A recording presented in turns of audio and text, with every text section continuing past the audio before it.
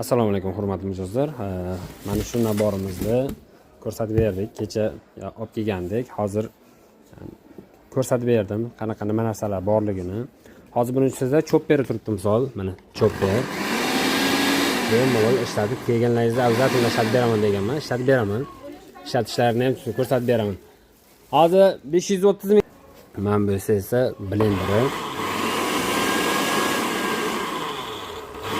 Nabor bu. Naborda hamma narsasi bor. Bittaning ichida hamma narsasi joylashgan. Mana bu esa o'zi so'kijmalkani qo'yganmiz. So'kijmalkani mana tishi joylashtirib qo'ydik.